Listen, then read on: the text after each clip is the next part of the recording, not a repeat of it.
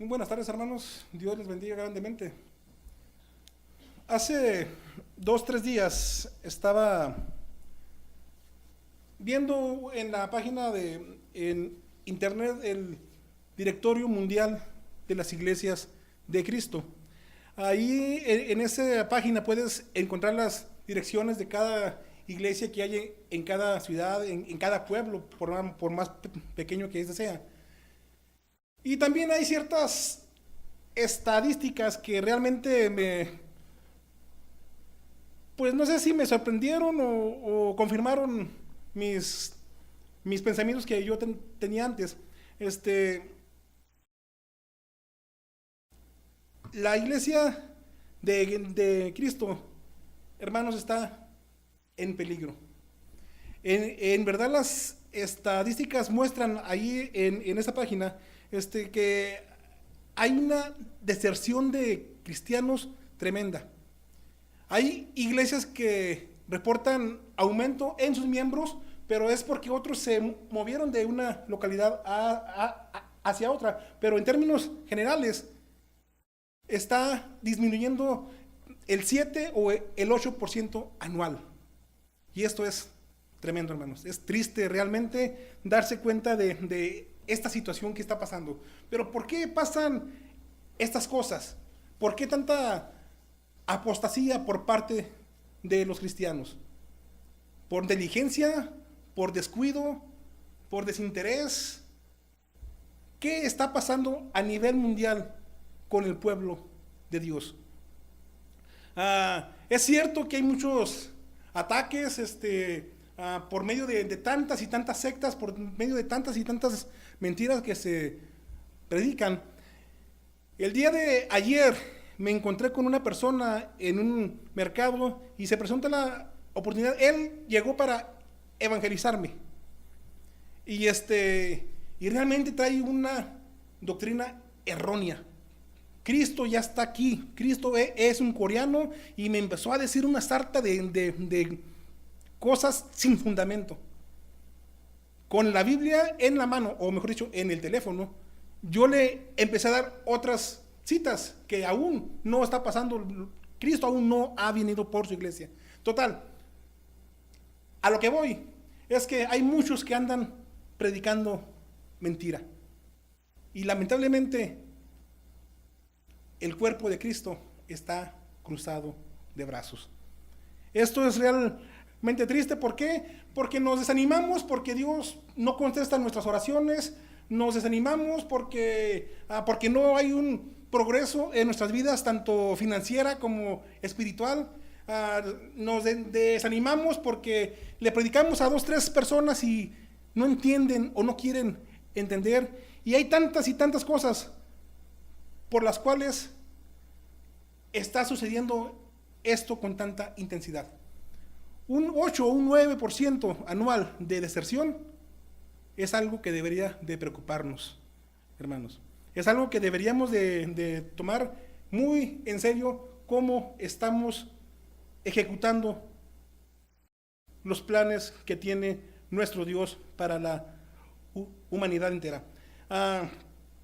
Y como te digo, muchos se cansan de batallar con sus problemas. Muchos nos cansamos de pelear con nuestras debilidades, con lo que nos gusta hacer. Esa pelea constante día con día lleva a muchos a alejarse de nuestro Señor. Yo platicaba con una persona que tiene una tremenda debilidad. Todos tenemos de una índole o de otra. No quiere decir que la que él tiene sea peor que la que yo tenga. Pero esta persona está batallando con las drogas. Y dice que se siente muy mal estando en la iglesia y él seguir usando drogas. Por lo cual mejor se quiere retirar. Estando dentro de la congregación, estando dentro de la iglesia, escuchando palabra de Dios, es más fácil que tú lidies con ese problema. Es más fácil que tú luches con esa situación. Si te vas, le vas a dar rienda suelta y te vas a perder. Y va a formar parte de esas estadísticas que les estoy diciendo. Y yo me preguntaba, ¿realmente me interesa a mí esto que está pasando? Pues yo les podría decir aquí a todos ustedes, sí, estoy bien preocupado. Pero ¿será que sí estoy preocupado por tantas almas que el enemigo se está llevando? Lamentablemente aquellos que traen doctrina de error son los que más fuerte están predicando. Son los que más salen y tratan de reclutar almas o personas. Como decíamos hace unos momentos, hay líderes buenos y malos, pero son líderes.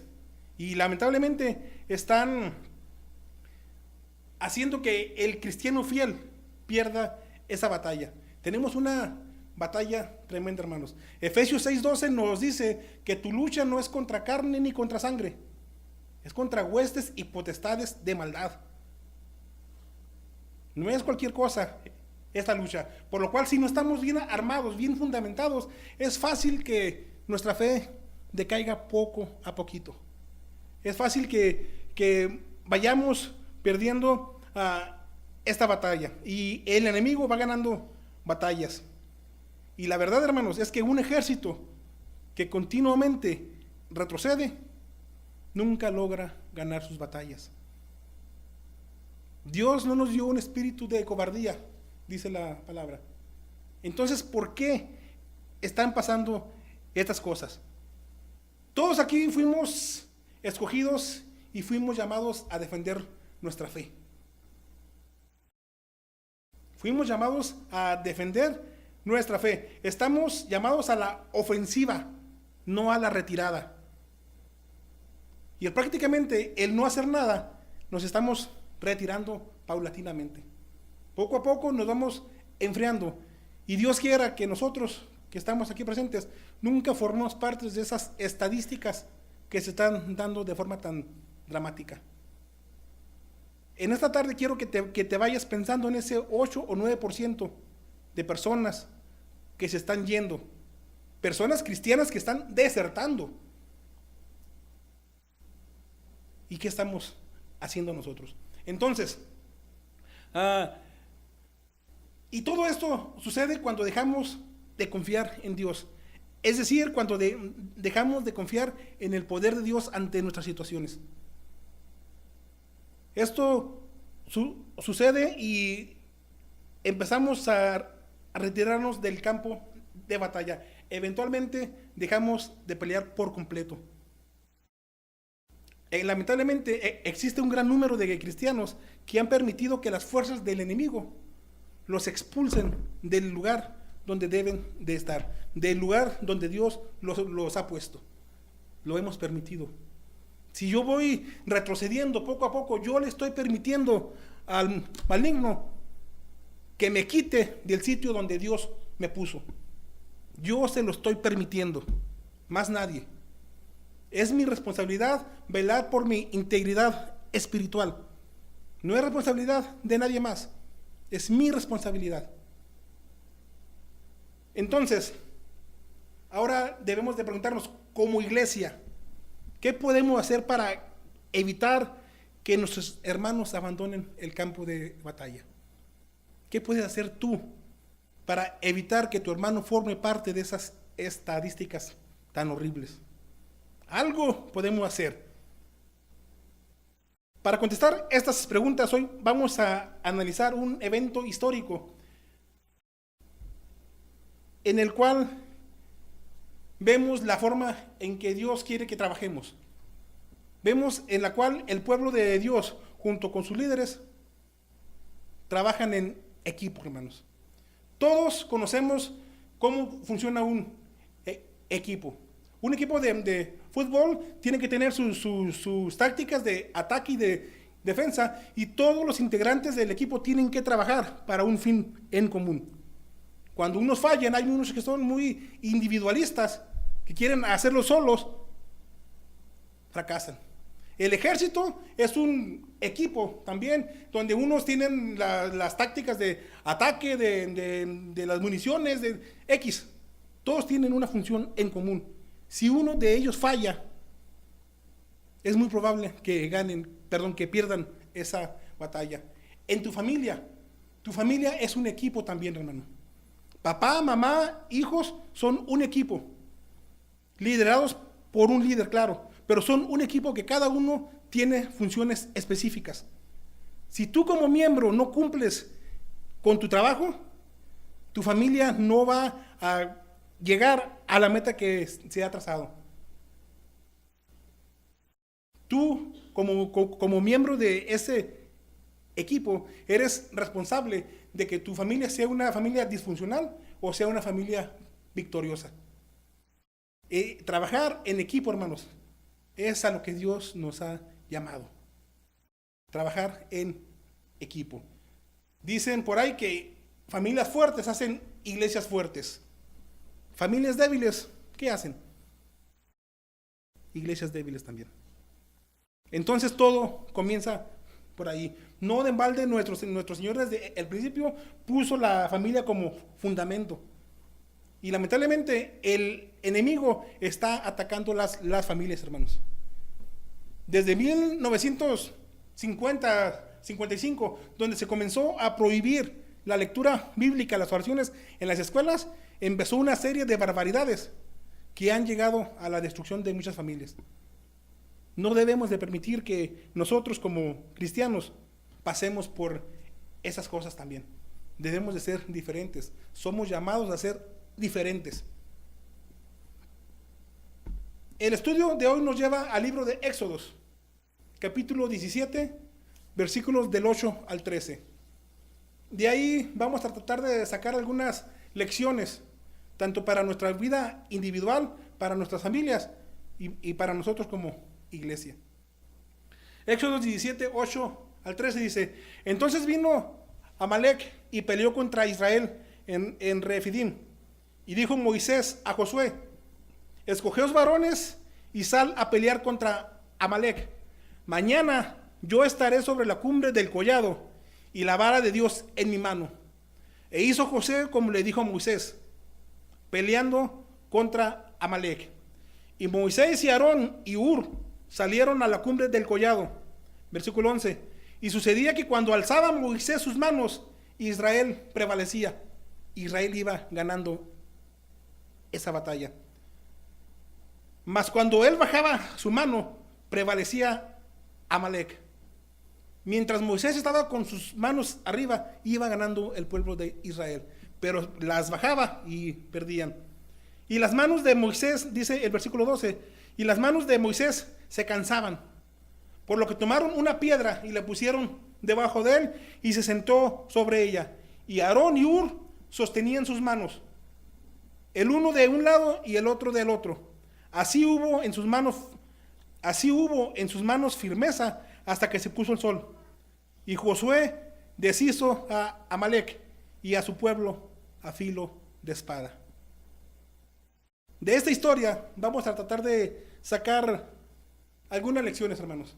Y espero en Dios que abra nuestro corazón, abra nuestro entendimiento. Y como les he dicho muchas veces, mientras estemos respirando, tenemos esperanzas de cambiar y hacer que las cosas funcionen mejor. No estoy diciendo que las cosas están hechas un desastre, no, pero podrían estar mejor. Si tomamos como ejemplo esa historia. Para tener un mejor entendimiento del mensaje de hoy, es necesario hacer un breve repaso de lo que estaba pasando. Primeramente, debemos notar que esta batalla en Refidim tomó lugar poco después de que el pueblo de Dios recibiera una bendición. Es necesario pues que notemos este diminuto detalle, porque la realidad es que este detalle nos revela una táctica del enemigo, hermanos. Debemos de estar bien conscientes de las tácticas militares que usa el enemigo.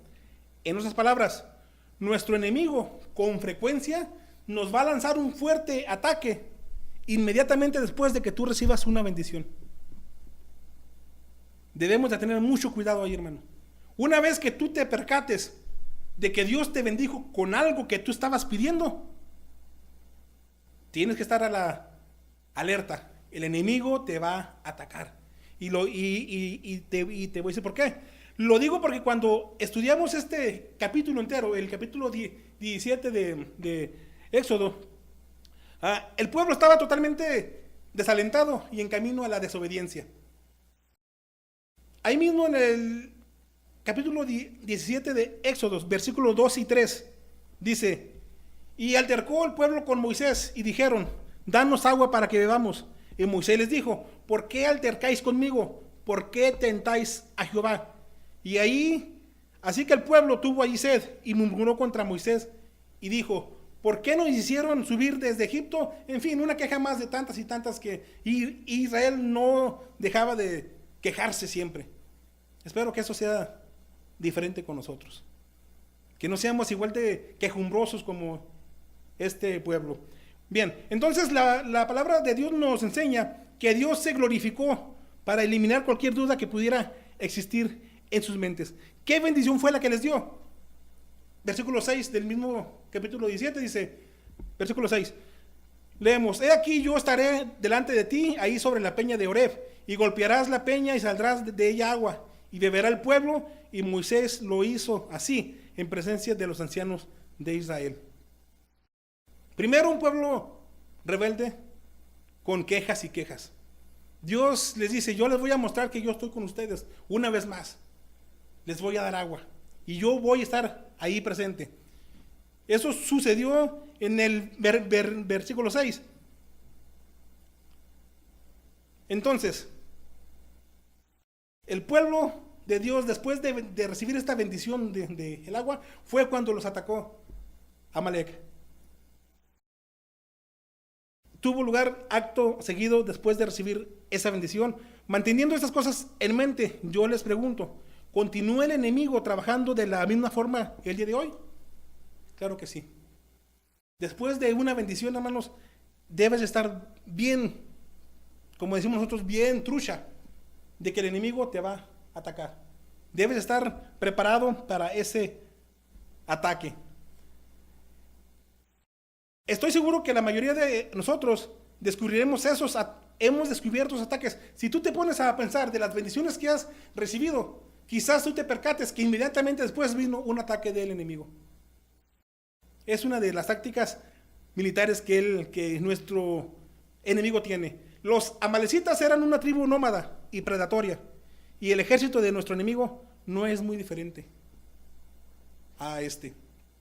Bien, entonces,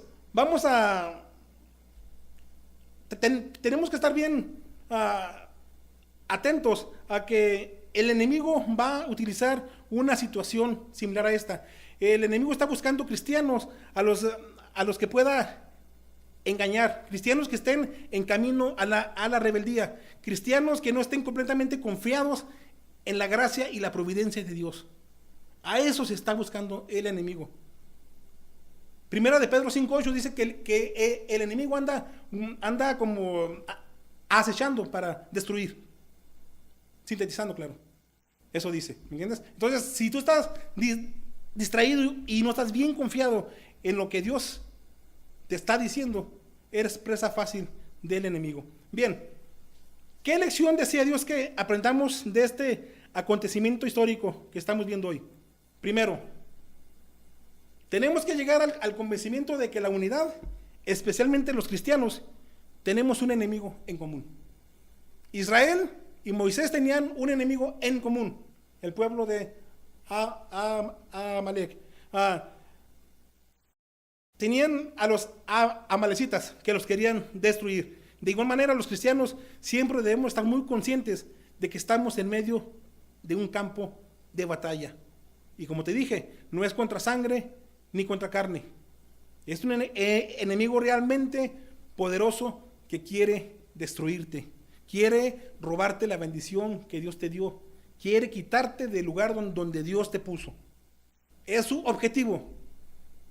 Depende de ti, depende de mí, que Él logre esos objetivos. ¿Qué vamos a hacer para librarnos de todo esto? El enemigo constantemente trata de sembrarte pensamientos de engaño, de duda, de tentación, que solo van a conducir a la rebeldía, de desánimo, de apatía, de temor. Eso es lo que quiere sembrar el enemigo en ti, hermano. La batalla que estamos explorando hoy fue peleada entre dos ejércitos, el ejército de Israel y el ejército de los amalecitas. Al igual, la guerra espiritual está tomada entre dos ejércitos también. El ejército de los cristianos fieles, que somos nosotros, y el ejército de las tinieblas. Lo que tú y yo debemos de comprender, hermanos, es que el enemigo está derrotado.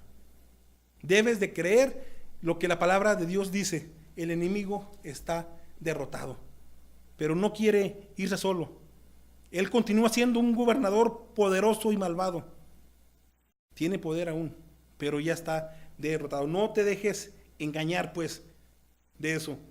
El maligno viene a tratar de encerrarnos en prisiones de esclavitud otra vez. Él quiere meterte pensamientos negativos, tanto de ti mismo, como de tu familia, como de tus hermanos. Recordemos que es el padre de la mentira. Y como te dije, depende de ti y depende de mí que permitamos que esto suceda así. Y esto queda bien claro en Colosenses 2:15, cuando leemos: y despojando a los principados y las potestades, los exhibió públicamente, triunfando sobre ellos en la cruz. Es un enemigo derrotado. Jesús destruyó las obras del maligno ya. Lección número 1. Lección 2. Para vencer los ataques del enemigo, tenemos que unirnos, hermanos. Lo que cantábamos ahorita, unidos, unidos. Como dijo Rubén, cuando yo era joven, cuando andaba en mis 20 años, 21 años, éramos 4 hermanos nosotros. Dios nos dio la gran bendición de los 4 en diferentes áreas. Empezamos a hacer dinero, los 4. Pero cada uno jaló por su lado. No hubo una unión, no hubo una unificación de recursos, de fuerzas, de objetivos.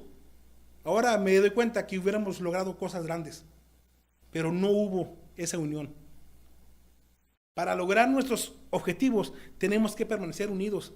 En los versículos que estamos usando en la predicación de hoy leemos: y dijo Moisés a Josué: escogeos varones y salid a pelear contra Amalec. Mañana yo estaré sobre la cumbre del collado y la vara de Dios en mi mano. Esas fueron las instrucciones de Moisés. Vamos a detenernos un poquito aquí para notar unos detalles de suma importancia. Primero, Moisés no le dijo a Josué que reuniera a todos los varones, a todo su ejército, para ir a pelear contra Amalec. Escogeos unos cuantos varones, le dijo, pese a que era un ejército poderoso contra el que iban. Escogeos algunos varones, le dijo, no más, y sal a pelear.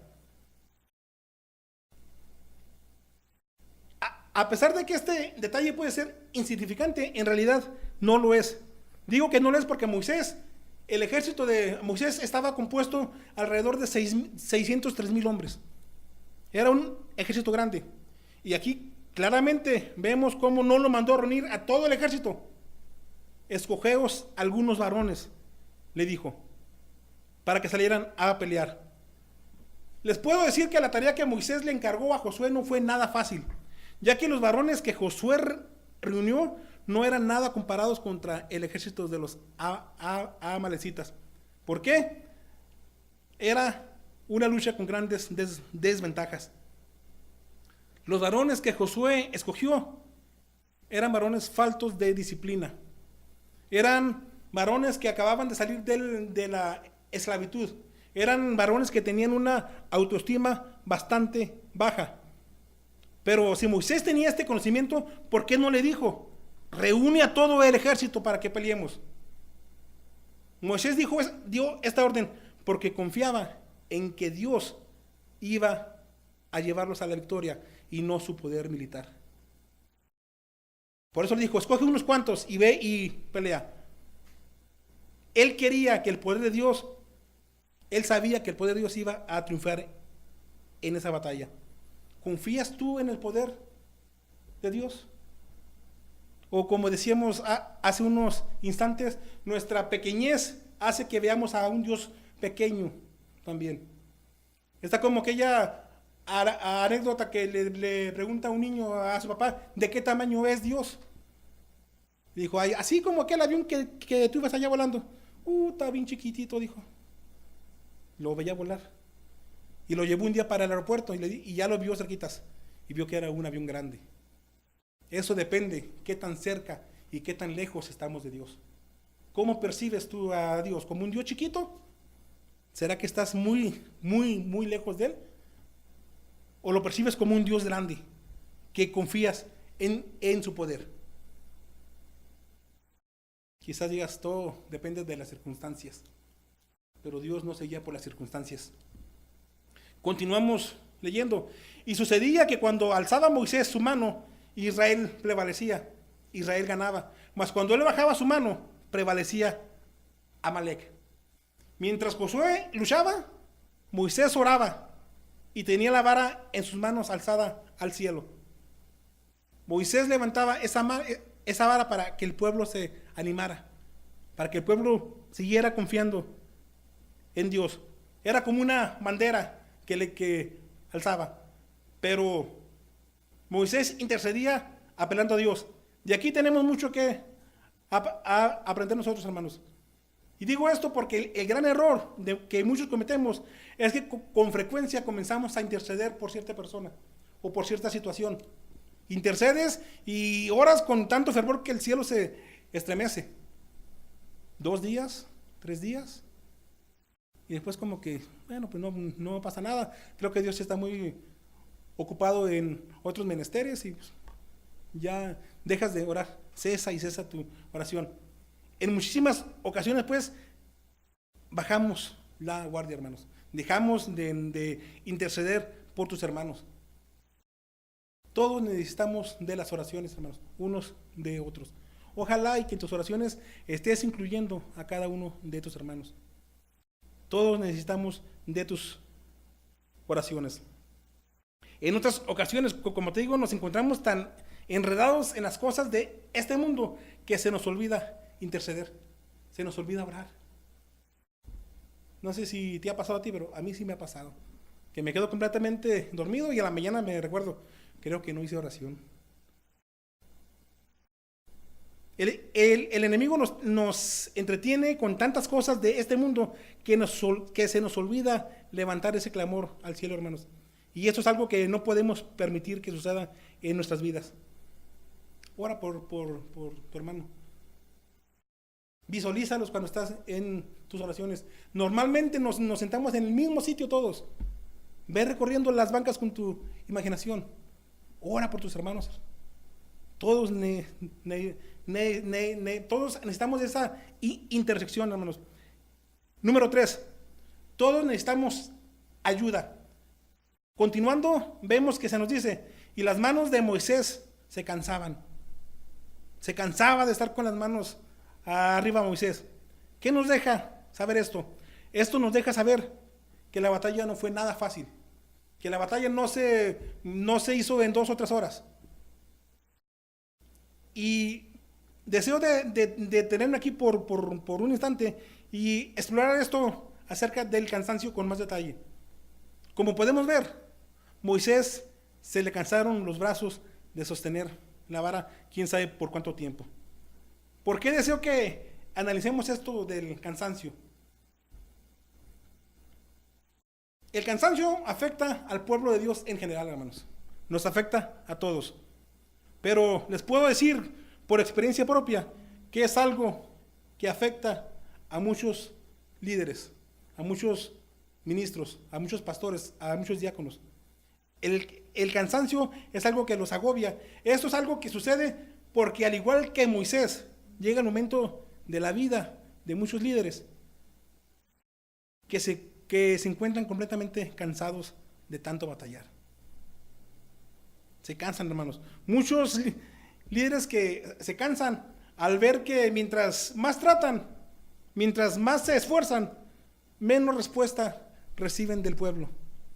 Y estoy diciendo del pueblo, no de Dios. Menos respuesta reciben. Y quiero que noten esto, porque hoy en día el pueblo de Dios está muy desanimado, hermanos. El pueblo de Dios de hoy está como si interés, como que no nos importa, hermanos. Debemos de despertar, porque eso es lo que el enemigo está sembrando en nuestras mentes. Pues si el hermano está en esa situación, pues él se lo buscó. ¿Entiendes? Apatía ante las cosas que están pasando a nuestro alrededor. Es por eso que vemos cómo tantas religiones falsas están floreciendo y creciendo cada día. La apatía y el desánimo es lo que causa que muchos abandonen la línea de batalla. El cansancio. Quizás tú te encuentras cansado también. Quizás tú necesites que tu hermano levante tu mano también, porque ya te cansaste. Y eso es algo que debemos de tomar muy en serio. Y todo esto sucede porque carecemos de esa unión, hermanos, de esa preocupación de los unos por los otros. A Moisés se les cansaron los brazos de sostener la vara alzada y tenía que bajarla de vez en cuando. Pero fíjate cómo ese cansancio bajaba sus manos, el pueblo como que perdía, pero no se rendía. Seguía luchando, seguía al frente, confiando en la promesa de Dios.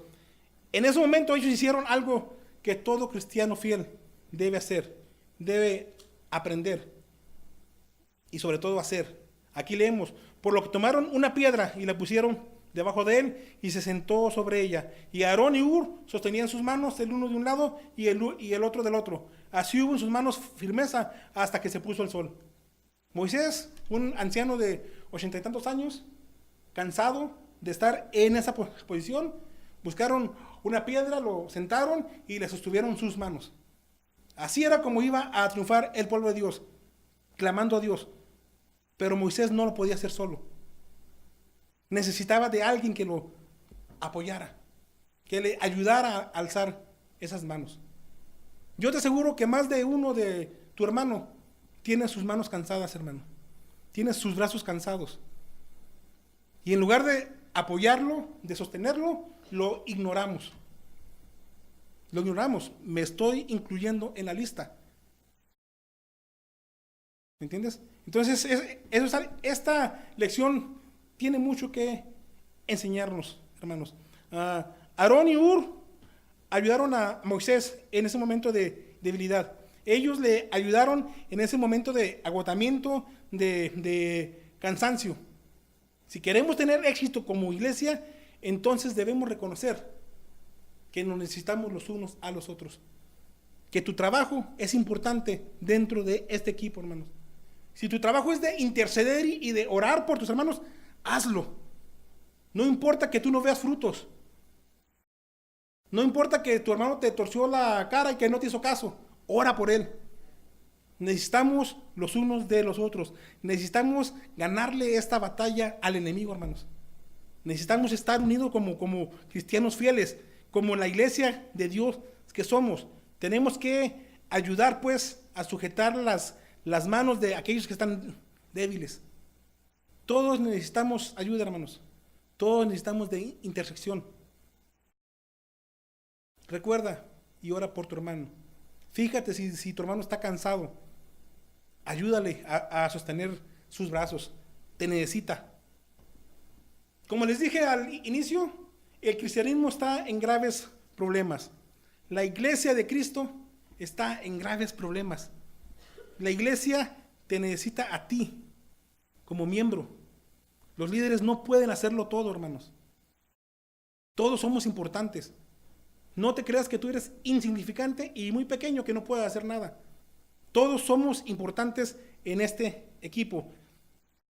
El líder no puede ser el único responsable de luchar. Se necesitan hombres y mujeres como Josué. Se necesitan personas obedientes y dispuestas a enfrentar esa batalla. Dispuestas a enfrentarse a ese ejército del enemigo. Aún. Y cuando tú creas que somos pocos, no debemos de dejar de confiar en el poder de Dios. Se necesitan hombres y mujeres como Aarón y Hur, personas dispuestas a levantar los brazos de los débiles, personas dispuestas a levantar los brazos de los que están cansados. Cuando asumimos esta responsabilidad que nos pertenece, entonces seremos victoriosos. ¿Qué sucedió con esta batalla que estamos viendo? La palabra de Dios nos dice, y Josué deshizo a Amalec y a su pueblo a filo de espada. Salieron triunfantes porque trabajaron como equipo. Nosotros también podemos salir victoriosos, hermanos. Podemos salir victoriosos. ¿Cómo? Si trabajamos en equipo, unidos. Decía la lectura que tenía nuestro hermano, la soga de 3 hilos no se rompe fácilmente. La de 1 hilo se rompe fácil. La de 2 como que es más fuerte, pero la de 3 es realmente fuerte. Podemos ser triunfantes también nosotros. El pueblo de Dios puede y tiene que avanzar en todo momento. Estamos llamados a la ofensiva, hermanos, y no a la retirada. No te rindas tan fácilmente. Presenta batalla. Y si estás débil, si estás cansado, pide ayuda, hermano. Pide ayuda. Como decíamos en la escritura, si se cae uno, el otro va y lo levanta. El trabajo en equipo es lo que va a hacer la diferencia. Individualmente no podremos hacer mucho, pero todos unidos, créanme, hermanos, que las cosas funcionan. Yo estoy realmente asombradísimo. Recuerdan que estuve poniendo en oración a un niño de 7 años que iba a ser operado del corazón. Estando ahí en el hospital, me di cuenta que era un caso realmente difícil. Un niño en cada 1000 tiene ese problema. El doctor no dio muchos ánimos a su familia. Pues salió el doctor después de 3 horas y dijo que la operación había sido un rotundo éxito, que no esperaba que fuera tan sencillo, algo tan difícil. Miles y miles de personas estuvieron orando por ese pequeño. El doctor dijo, va a estar 7 días en cuidados intensivos para que esté en observación. Lo operaron el día jueves, el domingo ya estaba en su casa.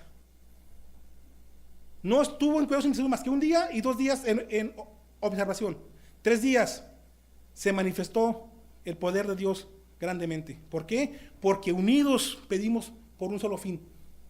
La unión hace la fuerza, hermanos. Tu fuerza es necesaria dentro de esta congregación. Tu participación es necesaria dentro de este equipo, dentro de esta familia de Dios.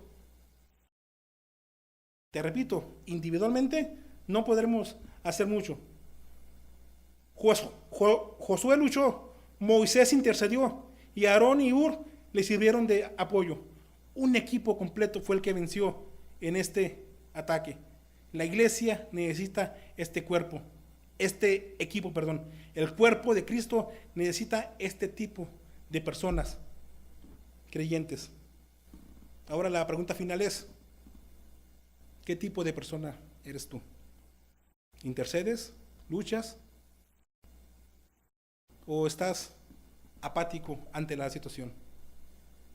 Crea conciencia, hermano, sobre tu participación, sobre lo que Dios está pidiendo de ti, sobre lo que la unión puede hacer en esta congregación. Está atento a tu hermano, y si lo notas que está cansado, si lo notas que está en un punto de rebeldía, apóyalo, únete a él. Y si tú, hermano, estás en esa situación, pero no has externado nada, aquí hay apoyo. Aquí te podemos ayudar a que sigas levantando tus manos. Dios te bendiga.